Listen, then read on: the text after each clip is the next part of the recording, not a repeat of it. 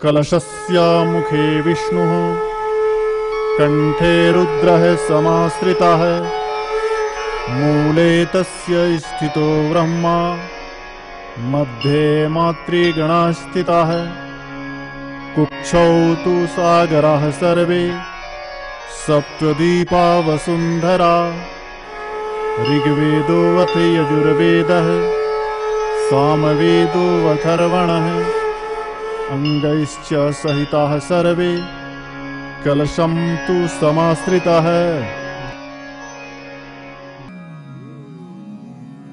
अर्थात कलश के मुख में विष्णु, कंठ में रुद्र, मूल भाग में ब्रह्म, मध्य भाग में मातृगण,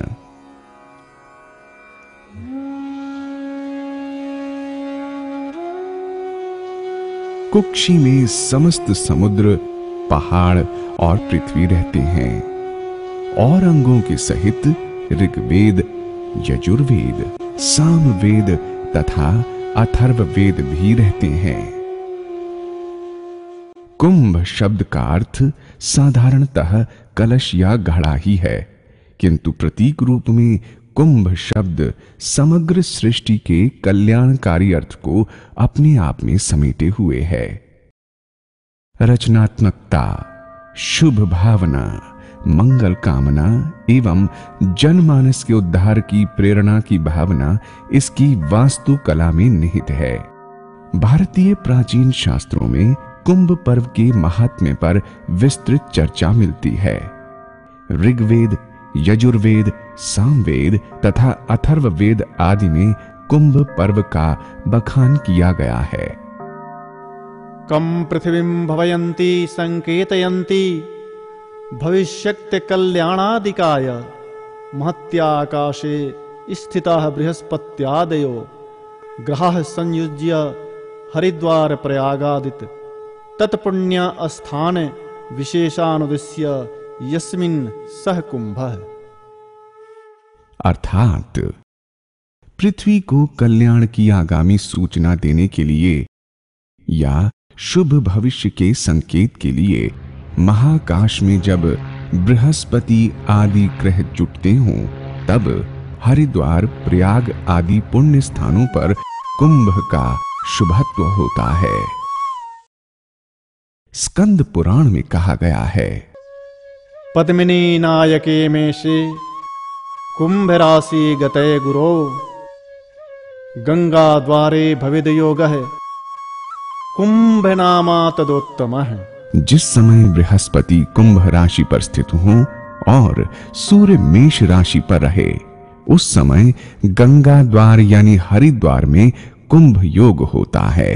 पुराण में 12 कुंभ पर्व स्थानों की संख्या बताई गई है, जिनमें से 4 मृत्युलोक यानी पृथ्वी पर तथा 8 देवलोक में बताए गए हैं। भारतीय आध्यात्म में मोक्ष की कल्पना पूरे विश्व में भारतीय दर्शन को विशिष्ट स्थान दिलाती है। स्वार्थ और लालसाओं से मुक्त ऋषि महर्षि मानव कल्याण एवं उच्च आदर्शों की स्थापना के उद्देश्य में लीन साधु संत तथा विद्वत जनों के आचार विचार से ही राजा और प्रजा प्रेरित होकर आनंद पूर्वक अपना जीवन यापन किया करते थे। इन पुण्य पर्वों में सद्विचारों का आदान प्रदान, समाज को नवीन चेतना देने, देश काल एवं वातावरण पर धार्मिक महत्ता का वर्चस्व स्थापित करने, आत्मीयता एवं धार्मिक सौहार्द का वातावरण तैयार करने में सहायता मिलती है। ऐसे पुण्य आयोजनों के लिए शुद्धता की दृष्टि से, वातावरण की दृष्टि से, बड़े आयोजनों की सुविधा की दृष्टि से तथा राजनैतिक दबावों से मुक्त विचारों की स्वतंत्रता की दृष्टि से गंगा आदि नदियों के तटों तथा प्रयाग, हरिद्वार आदि पवित्र स्थलों पर ज्ञान सत्रों का आयोजन कर धर्म चर्चा का अवसर बनाया जाता रहा है। यही हमारी परंपरा रही है। कुंभ पर्व के संबंध में वेदों में अनेक महत्वपूर्ण मंत्र मिलते हैं, जिनसे सिद्ध होता है कि कुंभ पर्व अत्यंत प्राचीन और वैदिक धर्म से ओतप्रोत है। जघान वृत्रम स्वधितिर्वनेव रुरोज पूरो रदन्न सिंधून बिभेद गिरिम नवभिन्न कुंभ भागा इंद्रो अकृणुत स्वयगुभिः। अर्थात कुंभ पर्व में जाने वाला मनुष्य अपने सत्कर्मों के फलस्वरूप अपने पापों को वैसे ही नष्ट करता है जैसे कुठार वन को काट देता है। जैसे गंगा नदी अपने तटों को काटती हुई प्रवाहित होती है, उसी प्रकार कुंभ पर्व मनुष्य के पूर्व संचित कर्मों से प्राप्त हुए शारीरिक पापों को नष्ट करता है।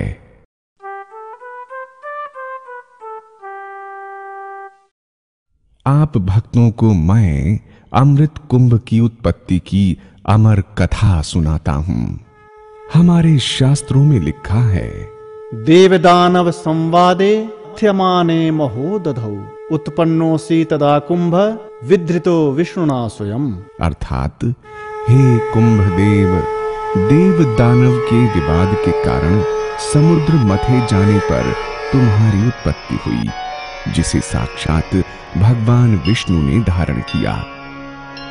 आगे कहा गया है, ततो ये सर्व तीर्थानि देवाः सर्वे त्वयि स्थिताः त्वयि तिष्ठन्ति भूतानि त्वयि प्राणाः प्रतिष्ठिताः।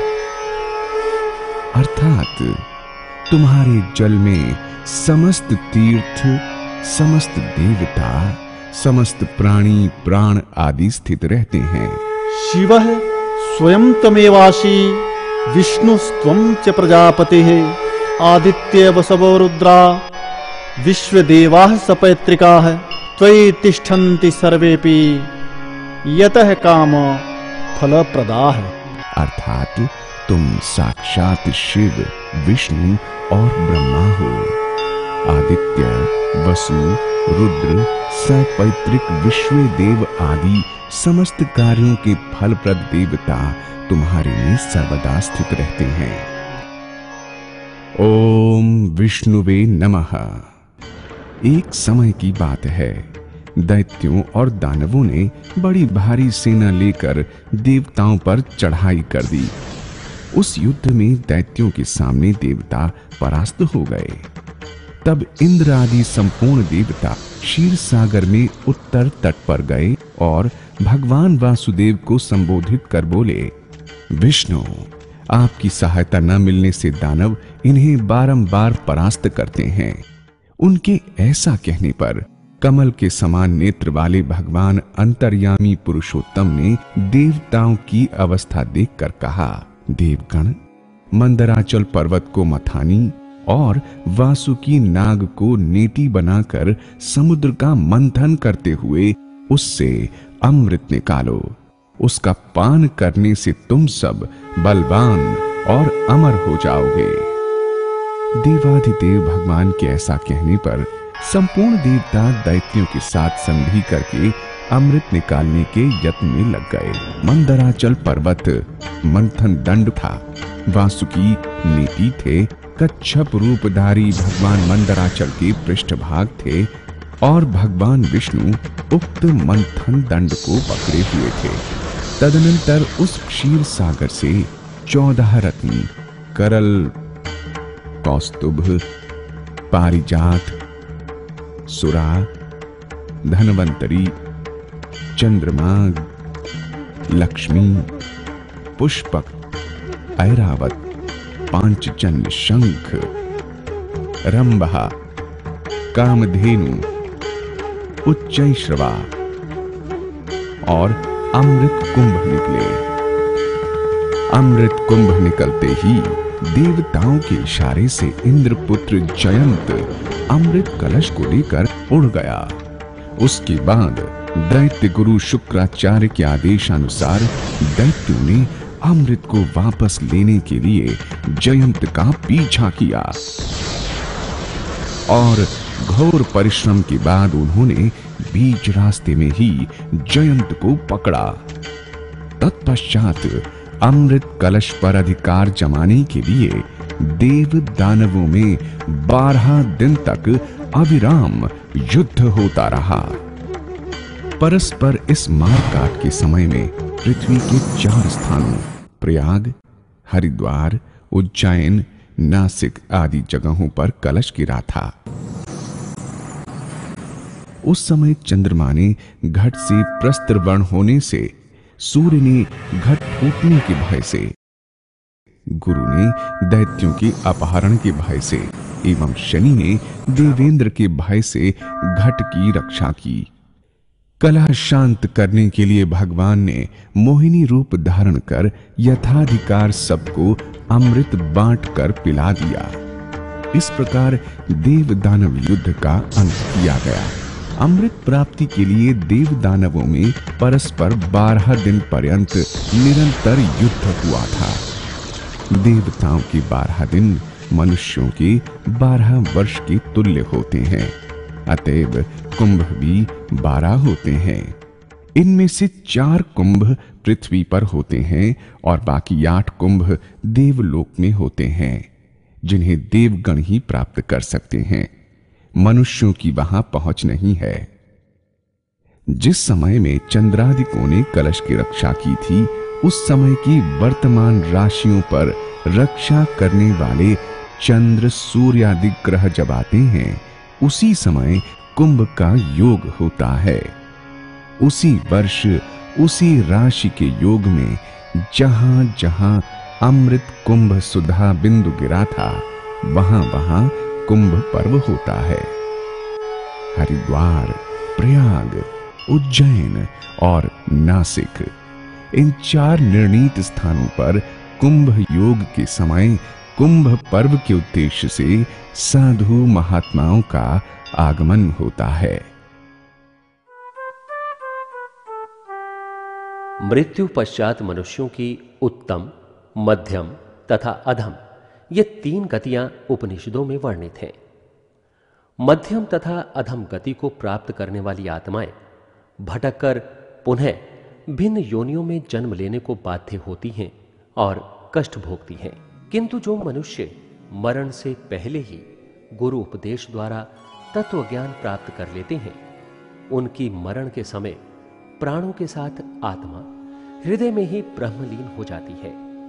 यह सर्वोत्तम गति ज्ञानियों के लिए उपनिषदों में बतलाई गई है। वस्तुतः पूर्ण कुंभ तथा अर्ध कुंभ पर्व मनाने का रहस्य यह है कि हम लोग इस पर्व पर दूर दूर से हरिद्वार, प्रयाग आदि पवित्र तीर्थों में आकर गंगा स्नान से पवित्र होकर श्रेष्ठ विद्वानों के उपदेश द्वारा ज्ञान प्राप्त करें तथा तप, सत्य, दान, यज्ञ आदि शुभ कार्यों का यथाधिकार, यथारुचि आचरण करें, जिससे मृत्यु के बाद हमें सर्वोत्तम, उत्तम या मध्यम गति प्राप्त हो और अधम गति कदापि न मिले। कुंभ मेले का आयोजन इलाहाबाद, प्रयाग में गंगा, जमुना और अदृश्य सरस्वती के संगम स्थान पर, उज्जैन में क्षिप्रा तीरे, नासिक में गोदावरी तट पर और हरिद्वार में गंगा किनारे किया जाता है। चारों स्थानों पर यह मेला 3 साल के अंतराल पर बारी बारी लगता है, अर्थात एक स्थान विशेष पर इसका आयोजन 12 वर्ष में एक बार होता है। प्राचीन समय में साधु समाज को आपसी विचार विमर्श के लिए यह अंतराल बेहद लंबा लगता था। अतः 1837 में पहली बार हरिद्वार में 6 साल बाद होने वाले अर्ध कुंभ की शुरुआत की गई। प्रयाग में इसका आयोजन पहली बार 1940 में हुआ। प्रयाग में प्रत्येक वर्ष माघ में एक मेला और लगता है, जो माघ मेला के नाम से जाना जाता है। इसे अब मिनी कुंभ भी कहा जाने लगा है। कुंभ मेला किस स्थान पर, किस माह में, किस तिथि से आरंभ होगा, इसका निर्णय सूर्य, चंद्रमा और गुरु के विभिन्न राशियों पर आवागमन के आधार पर किया जाता है। इन्हीं 3 ग्रहों की स्थिति विशेष के कारण इलाहाबाद में यह मेला माघ अर्थात जनवरी फरवरी में, हरिद्वार में फाल्गुन और चैत्र अर्थात फरवरी मार्च तथा अप्रैल में, उज्जैन में बैसाख अर्थात मई में और नासिक में श्रावण अर्थात जुलाई में लगता है। आइए देखें ज्योतिषी आधार पर हमारे शास्त्र कुंभ पर्व के स्नान आदि के बारे में क्या कहते हैं। भारतीय प्राचीन शास्त्र स्कंद पुराण में कहा गया है, पद्मिनी नायके में से कुंभ राशि गते गुरौ गंगा द्वारे भविद योग है कुंभ नामा तदोत्तम है। अर्थात जिस समय बृहस्पति कुंभ राशि पर स्थित हों और सूर्य मेष राशि पर रहें, उस समय गंगा द्वार यानी हरिद्वार में कुंभ योग होता है। हरिद्वार में कुंभ के 3 स्नान होते हैं। यहां कुंभ का प्रथम स्नान शिवरात्रि से प्रारंभ होता है, द्वितीय स्नान चैत्र की अमावस्या को होता है, तृतीय स्नान ये प्रधान स्नान है चैत्र के अंत में अथवा बैसाख के प्रथम दिन में, अर्थात जिस दिन बृहस्पति कुंभ राशि पर और सूर्य मेष राशि पर हों, उस दिन कुंभ स्नान होता है। प्रयाग स्नान के लिए स्कंद पुराण में कहा गया है,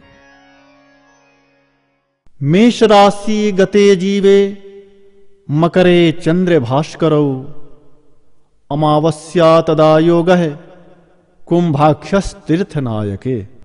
अर्थात जिस समय बृहस्पति मेष राशि पर स्थित हो तथा चंद्रमा और सूर्य मकर राशि पर स्थित हों, उस समय तीर्थराज प्रयाग में कुंभ योग होता है।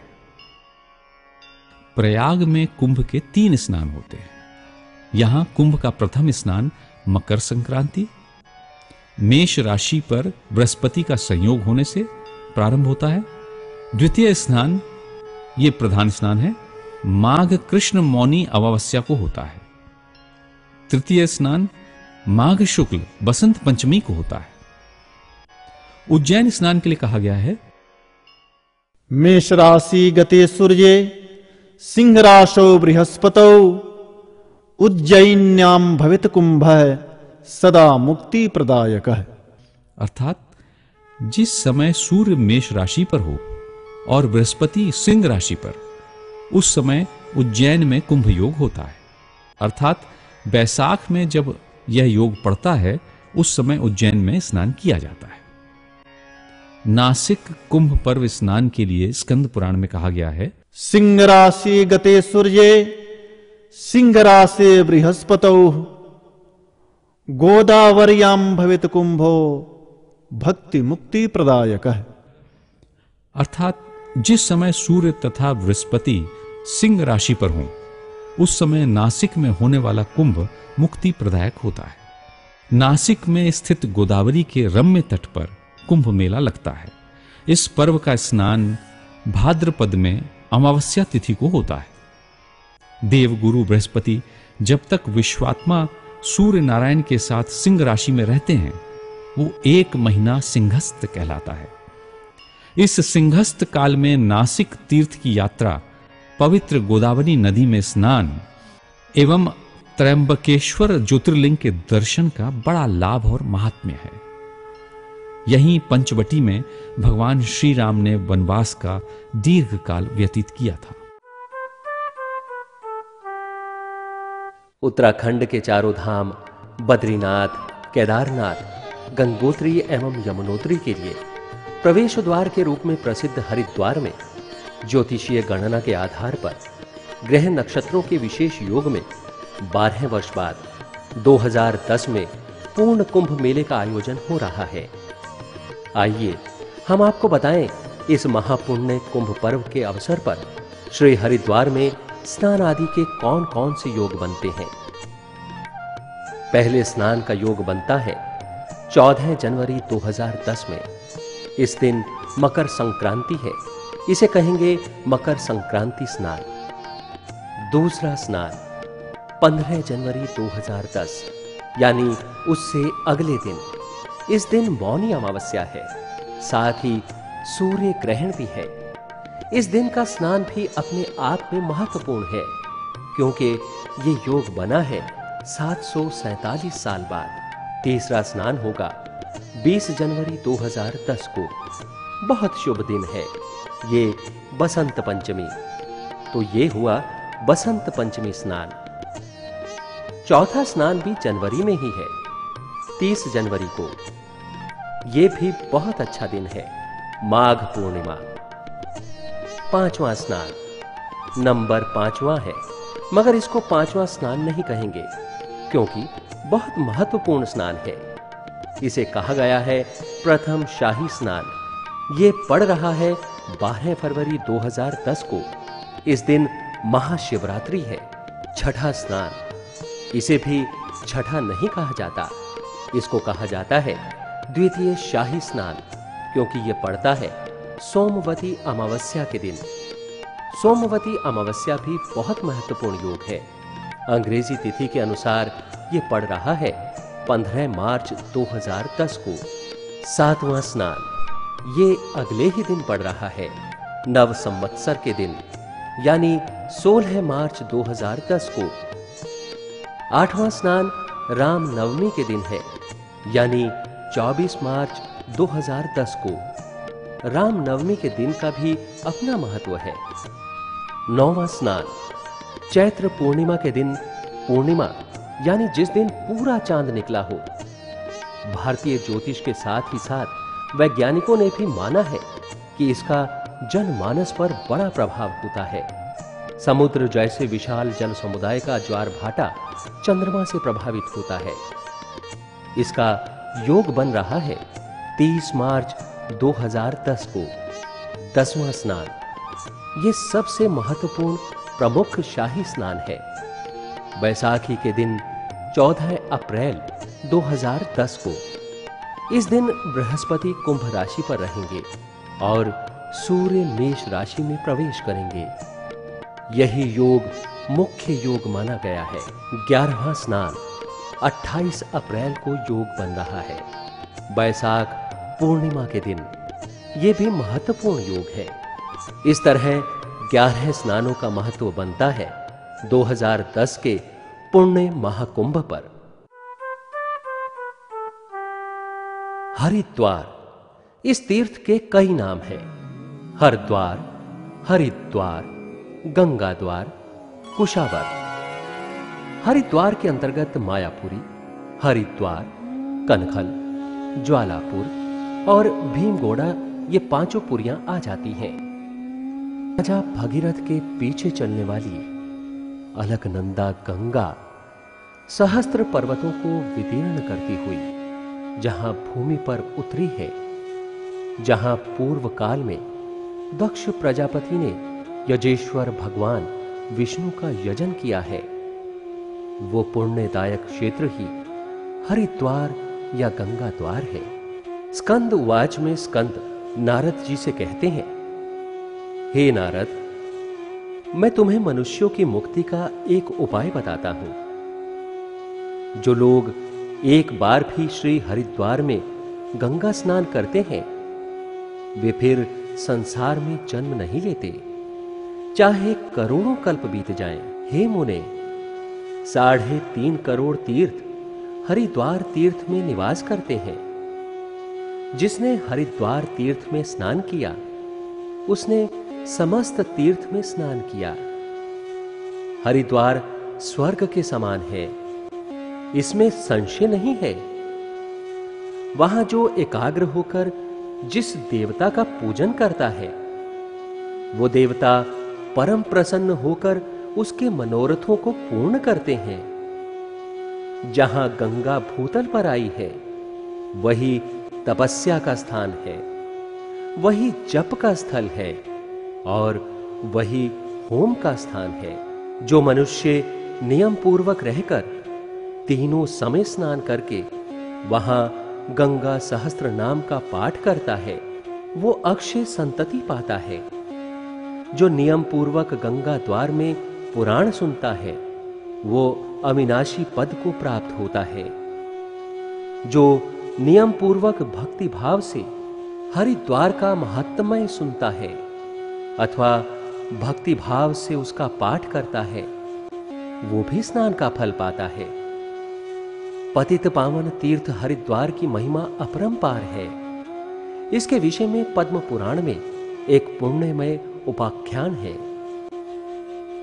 एक समय की बात है, कुरुक्षेत्र में कलिंग नामक एक चांडाल रहता था। कुरुक्षेत्र में एक धनी वैश्य बाहर से आया तो सूर्य ग्रहण के समय वो कलिंग चांडाल चोरी के उद्देश्य से उसके पीछे लग गया।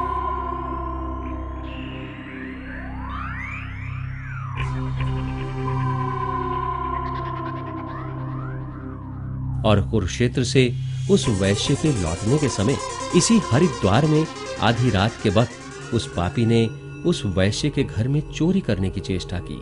उसकी इस मंशा को भांप जब एक पहरेदार ने उसे रोकने की कोशिश की तो चांडाल ने उसे मार डाला।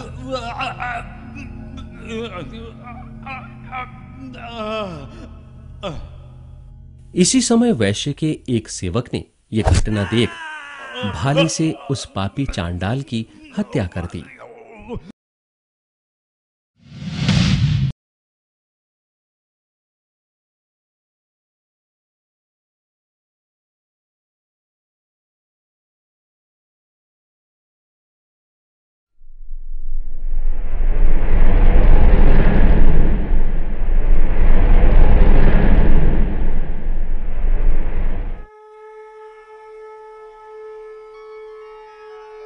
चांडाल द्वारा मारे गए वैश्य के पहरेदार और चांडाल दोनों को स्वर्ग ले जाते हुए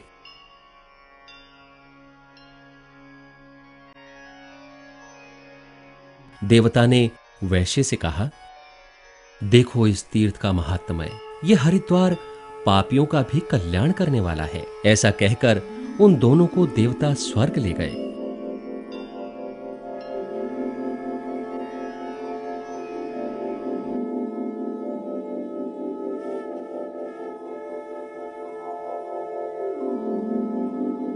ऐसा सुनकर उस बुद्धिमान वैश्य ने इच्छा व्यक्त की कि इसी बैकुंठ धाम हरिद्वार में उसका अंतिम समय बीते। इस प्रकार उस भाग्यशाली को भी स्वर्गलोक में स्थान मिला।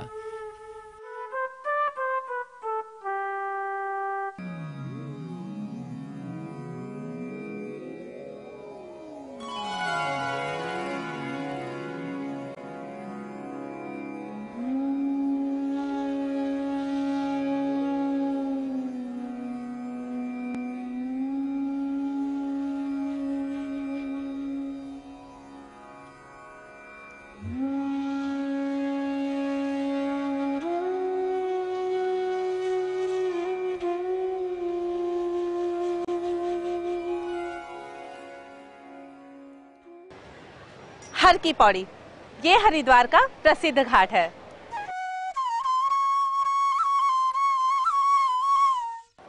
जो मनुष्य इस हर की पौड़ी पर विधि पूर्वक स्नान करता है वो भगवान विष्णु का प्रिय और मोक्ष तथा भोग का प्रधान अधिकारी होता है।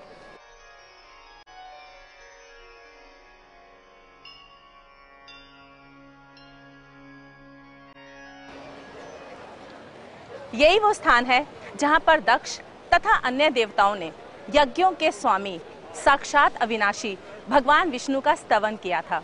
ये हरि तीर्थ के नाम से भी प्रसिद्ध है। इस पवित्र घाट को राजा विक्रमादित्य ने अपने भाई भर्तृहरि की याद में बनवाया था। कहते हैं भर्तृहरि ने अपने जीवन के उत्तरार्ध में यहाँ पर घोर तपस्या की थी। बाद में ये हर की पौड़ी के नाम से विख्यात हुआ। इसे ब्रह्मकुंड घाट भी कहते हैं। यही वो घाट है जहाँ पर आजकल प्रतिदिन संध्या बेला भव्य गंगा आरती का आयोजन किया जाता है। मंत्रोच्चारण, घंटों, गंगा में प्रवाहित पुष्पों और दियों से एक अनोखा आध्यात्मिक सा वातावरण निर्मित हो जाता है।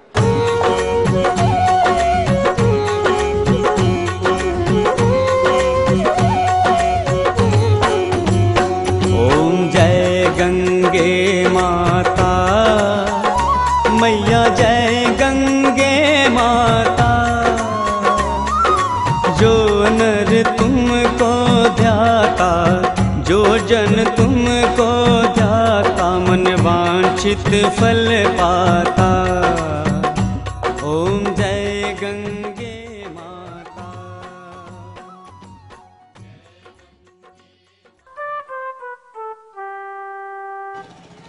सुभाष घाट, जहां पर नेताजी सुभाष चंद्र बोस की प्रतिमा स्थापित है।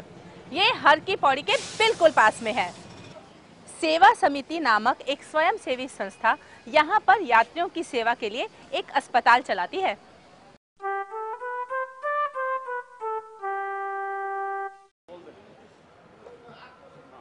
गौ घाट, ये घाट सुभाष घाट के दक्षिण में स्थित है। यहाँ पर लोग गौ हत्या के पाप का प्रायश्चित करते हैं।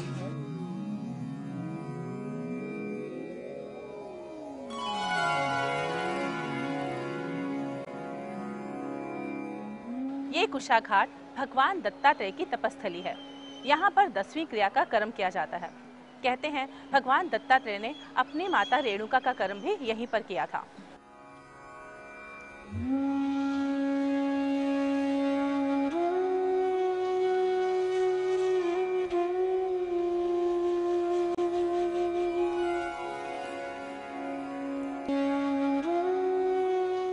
हिंदू धर्म में गौ हत्या को ब्रह्म हत्या के बराबर माना गया है।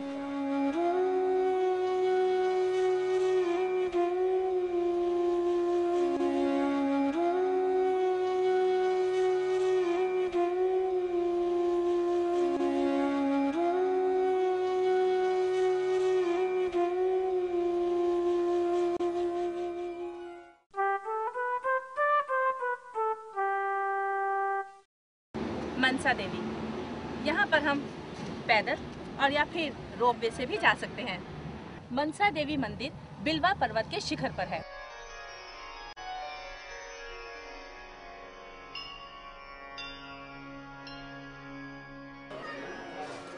मान्यता है मनसा देवी वासुकी नाग की मां है।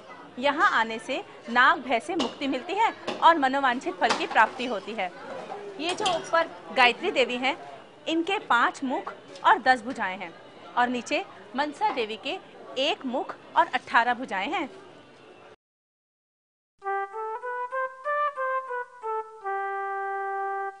चंडी देवी का मंदिर, ये मंदिर गंगा के दूसरी तरफ नील पर्वत के शिखर पर स्थित है।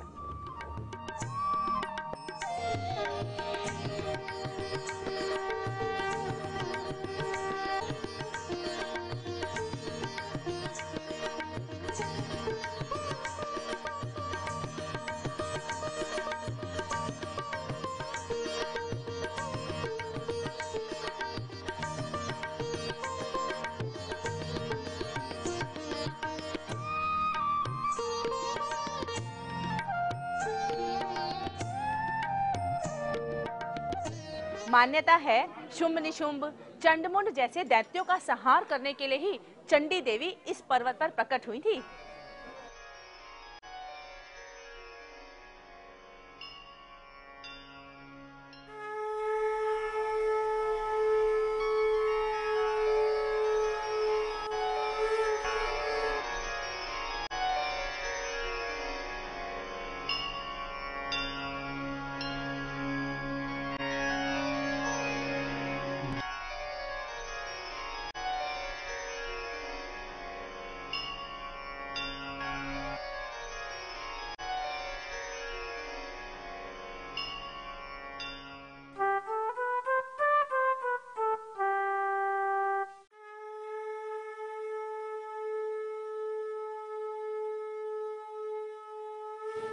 भीमगोडा कुंड, अपने अंतिम समय में हिमालय पे जाते हुए भीम की माता श्री को प्यास लगी तो भीम ने अपने गोडे के प्रभाव से जमीन में से जल निकाला, इसीलिए इस स्थान का नाम भीमगोडा कुंड पड़ गया।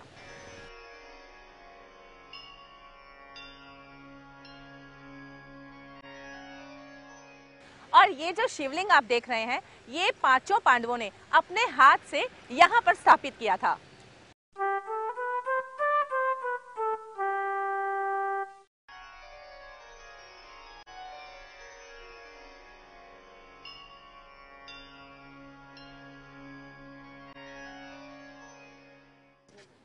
सप्तऋषि आश्रम, कहते हैं यहाँ पर गंगा जी ने सप्त ऋषियों के सम्मान के लिए अपने आप को 7 हिस्सों में बांट दिया था।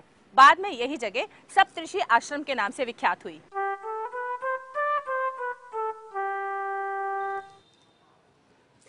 हरिहर आश्रम कनखल में एक शिवलिंग है जो कि पारद से निर्मित है।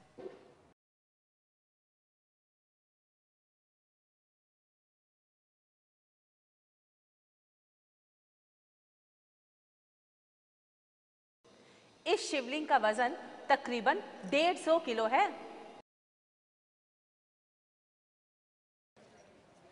यहाँ दिन रात उपवास करके स्नान करने से मनुष्य सभी पापों से मुक्त हो जाता है।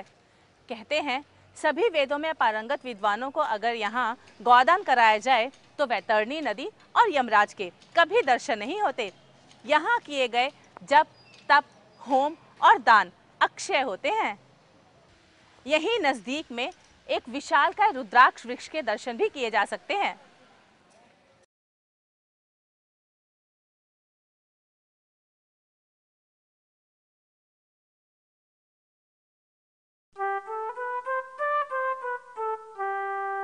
दक्ष महादेव मंदिर प्राचीन मंदिरों में से एक है जो यहाँ कनखल में स्थित है।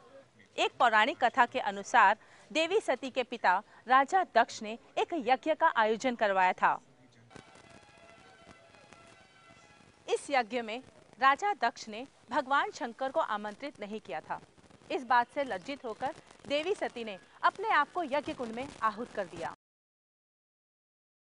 इससे क्रोधित होकर शंकर भगवान के भक्तों ने यज्ञ को तहस नहस कर दिया और राजा दक्ष की हत्या कर दी। उसके बाद ब्रह्मा जी की प्रार्थना से तुरंत प्रसन्न होकर शंकर भगवान ने उस विकृत यज्ञ को पुनः संपन्न किया। तब से है अनुपम तीर्थ संपूर्ण पातकों का नाश करने वाला हुआ।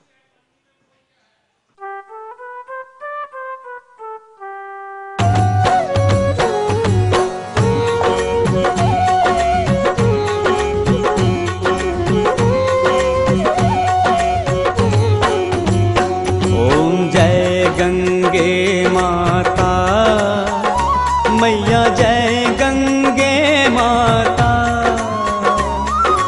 जो नर तुमको ध्याता, जो जन तुमको ध्याता, मन वांछित फल पाता।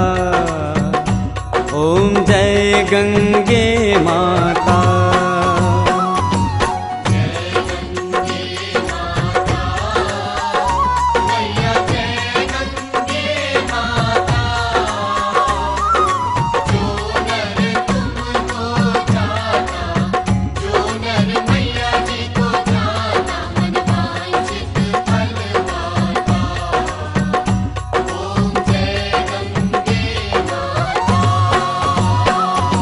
चंद्र सी ज्योति तुम्हारी, जल निर्मल आता। मैया जल निर्मल आता। शरण पड़े जो तेरी, शरण पड़े जो तेरी, सोनर तर जाता। ओम जय गंगे माता। सगर के तारे सब जग को ज्ञाता। मैया सब जग को ज्ञाता। कृपा दृष्टि तुम्हारी, कृपा दृष्टि तुम्हारी, त्रिभुवन सुखदाता। ओम जय गंगे माता। एक बार जो प्राणी शरण तेरी आता, मैया शरण तेरी आता। यम की त्रास मिटा कर, यम की त्रास मिटा कर, परम गति पाता। ओम जय गंगे माता। आरती मात तुम्हारी, जो जन नित गाता। मैया प्रेम सहित गाता। सेवक वही सहज में, सेवक वही सहज में, मुक्ति को पाता। ओम जय जय गंगे माता।